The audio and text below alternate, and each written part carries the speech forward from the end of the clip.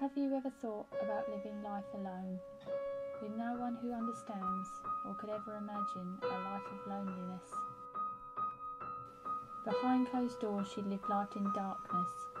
I often heard her cry, but I could never find the words to say. I often close my eyes and think of how things could have been, what life could have been like for my daughter, Violet.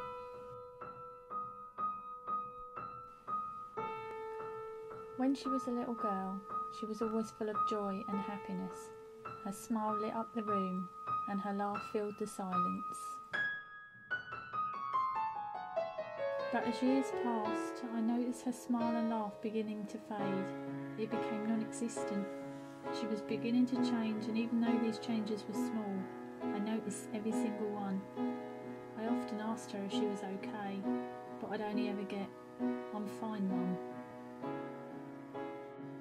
I thought it would all blow over and it was just a stage of growing up, but I was wrong. She had become silent and hid inside her room in complete silence. She never closed her curtains at night. She just gazed at the stars. She would always say that the stars would make her wishes come true. I wondered what her wishes were, but never dared to ask. I didn't want to intrude on what she would say her happiest times were in her dreams. Like any other teenage girl, she sometimes seemed moody, but when I thought about it, I noticed some big differences when I compared her to other teenagers. She never socialised with friends, she only studied. I thought maybe she enjoyed work or wanted to do well for herself, but I realised that she used her work to escape from everyone. I began to realise the sheltered life she was living. She needed my help. I remember asking her again and again if she was okay, and if not, she could talk to me. She was hesitant, but finally told me them words no mother wants to hear. "I'm being bullied, Mum." I squeezed her tight to show her that she wasn't alone, and I was there, but was I enough? Was I enough to stop the pain? I told her it would get better, but she stared back at me in disbelief. I said they were just jealous. She hid her scars, but she was covered in cuts and bruises. I never knew she was in this state. I blamed myself.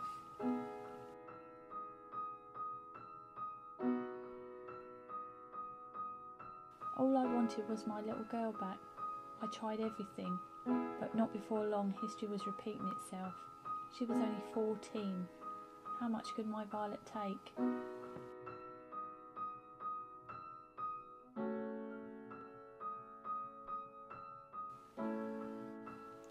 I lay awake every night thinking about what I could do next to help my daughter, but it was too late. My Violet didn't want the pain, and I didn't want to be alone. But I am. My Violet's gone. Every day feels empty. Every day feels like complete darkness. Violet's left me a note.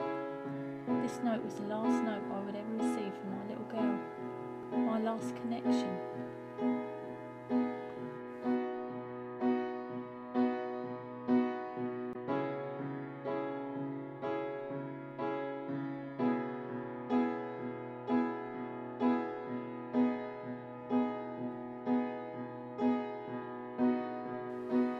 Memories reminded me that the past is real.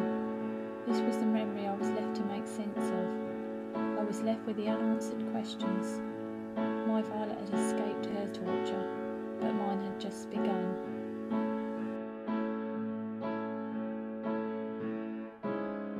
To Mum.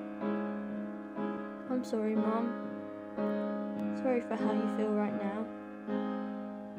But I just couldn't go on anymore. Every day is ripping me apart. Thank you for being there, Mum. You was the only thing that kept me going. I'm sorry I wasn't stronger so we could still be together. The last thing I ever wanted to do was hurt you. You know my dreams were my happiest times. So don't be sad, Mum. I'm in a better place. We are apart for now, but we will meet again in a much happier place. I promise. I love you, Mum. Violet. 30 seconds is when the next child will be bullied. 30 seconds is when the next child will self-harm. 30 seconds is when the next child could attempt suicide. 30 seconds is when that child will die. Don't wait another 30 seconds. Call now on 01459 633 95. Thank you.